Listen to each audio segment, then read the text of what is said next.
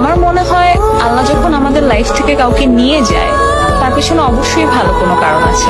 জীবন নিয়ে আমাদের ব্যক্তিগত পরিকল্পনা থাকাটাই স্বাভাবিক, কিন্তু আমাদের এটা মনে রাখতে হবে যে আল্লাহই সর্বশ্রেষ্ঠ পরিকল্পনাকারী। মানুষ সামাজিক জীব, তাই চলার পথে অ্যাটাচমেন্ট হওয়াটা ইজ আনঅ্যাভয়েডেবল। তাই অ্যাটাচমেন্ট ভেঙে গেলে কষ্ট পাওয়াটাও স্বাভাবিক, আর এই কষ্ট থেকে বের হয়ে আসার জন্য সময় লাগাটাও খুবই স্বাভাবিক। But don't forget that you deserve better and Allah has better plans for you. I know it's a very tough situation, কিন্তু এই সময়ে ইমোশনাল হয়ে যে কোনো রকম ভুল সিদ্ধান্ত নেওয়াটা মোটেই কাম্য নয়। তাই যে সিচুয়েশন হোক না কেন, প্লিজ ধৈর্য ধরুন। সেই মানুষটি যদি আপনার জন্য পারফেক্ট হতো, তাহলে আল্লাহ কখনোই হয়তো বা তাকে আপনার জীবন থেকে নিয়ে যেত না। আর যদি সে পারফেক্ট হয়ে থাকে, তাহলে কোনোভাবেই তার ফিরে আসাটাকে কেউ আটকাতে পারবে না।